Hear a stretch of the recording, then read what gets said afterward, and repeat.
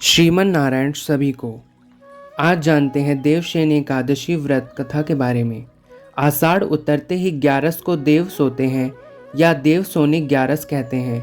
बाद में कार्तिक सुदी 11 को देव उठते हैं। आषाढ़ की 11 को व्रत करना चाहिए।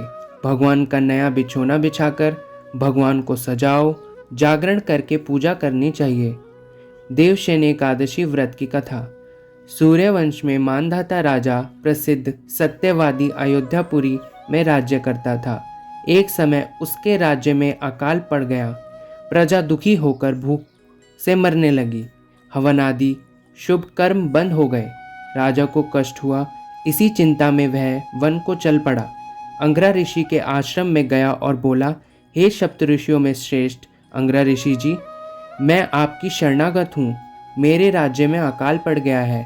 प्रजा कहती है राजा के पापों के कारण प्रजा को दुख मिलता है। मैंने अपने जीवन में किसी प्रकार का कोई पाप नहीं किया। आप दिव्य दृष्टि से ये देखकर कहें कि अकाल पड़ने का क्या कारण है। अंगरा ऋषि बोले, सतयुग में ब्राह्मणों का वेद पढ़ना और तपस्या करना धर्म है, परंतु आपके राज्य में अकाल एक शूद्र तपस्या कर रहा है, इस वजह से है। शूद्र को मारने से दोष दूर हो जाएगा, प्रजा सुख पाएगी। मानधाता बोले, मैं उस निरपराध तपस्या करने वाले शूद्र को न मारूंगा। आप इस कष्ट से छूटने का कोई और सुगम उपाय बताइए। ऋषि बोले, सुगम उपाय कहता हूँ। भोग तथा मोक्ष देने वाली देवशयनी एकादशी है। इसका विधि पूर्वक व्रत करो।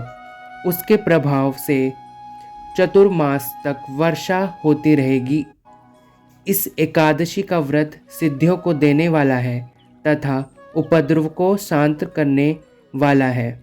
मुनि की शिक्षा से मानधाता ने प्रजा सहित पद्मा एकादशी का व्रत किया और कष्टों से छूट गया। इसका महत्व पढ़ने या सुनने से अकाल मृत्यु से भय दूर हो जाता है। आज के दिन तुलसी का बीज पृथ्वी या गमले में बोया जाए तो महापुण्य होता है। तुलसी की पवन से भी यमदूत भय खाते हैं। जिनका कंठ तुलसी माला से सुशोभित हो, उसका जीवन धन्य समझना चाहिए। जय श्रीमन नारायण।